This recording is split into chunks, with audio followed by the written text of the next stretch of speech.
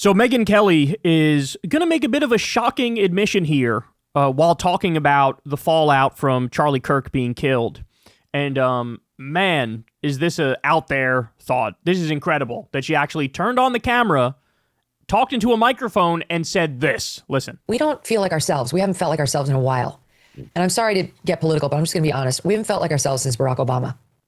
I just think he was such a slick snake. You know, he was this affable guy who was like wearing good suits and looked the part and sounded the part and dressed the part, but was so divisive in his messaging. The left, they look at you like when you say this, they don't know what you're talking about. It's like, because you don't pay attention to the other half of the country. You only pay attention to your absurd news sources, which spin and spin and spin to protect Democrats, especially if they're named Obama. The projection here is so thick.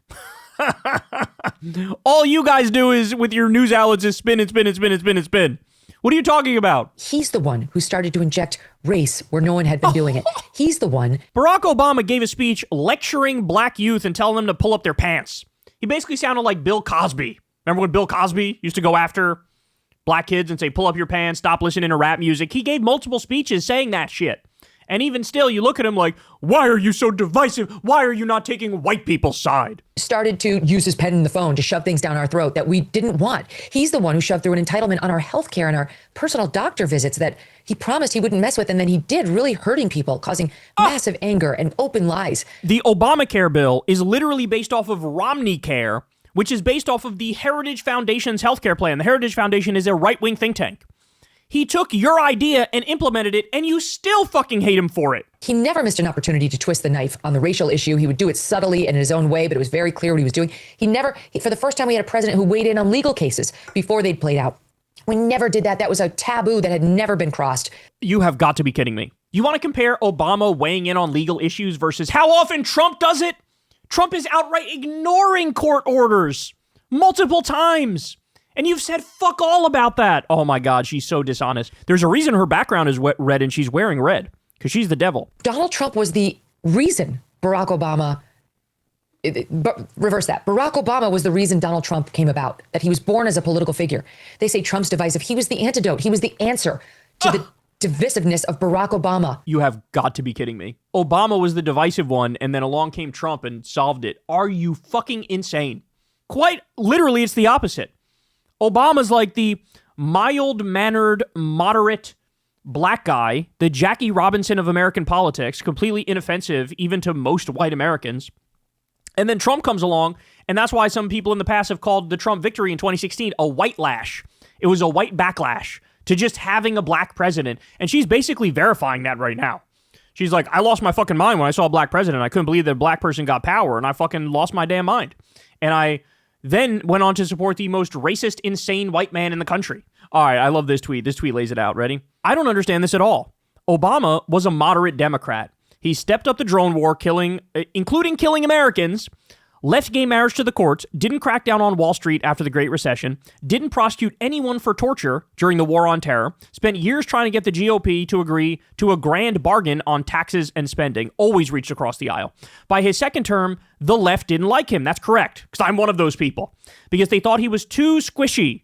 And who cares if he was slick, well-spoken, dressed nicely, or whatever? That's no standard. So in other words, here you have basically the exact kind of Democrat that the right should like. The right should love Bill Clinton and they should love Barack Obama. Why? Because they're centrists, because they're neoliberals, because they half agree with Republicans. Then you have these figures who agree with the right, and what happened? The right started pretending like both Bill Clinton and Barack Obama were communists, and we're socialists, and we're extremists. You had Rush Limbaugh beating up on Bill Clinton all day, every day in the 1990s on fucking talk radio for 3 hours.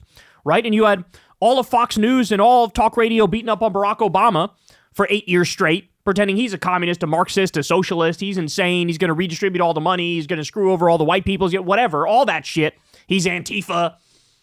And so you pretend like these moderate figures are extreme, and then you guys shift the whole political spectrum to the right, where now you support open fascists and you pretend like your fascism is fucking moderate.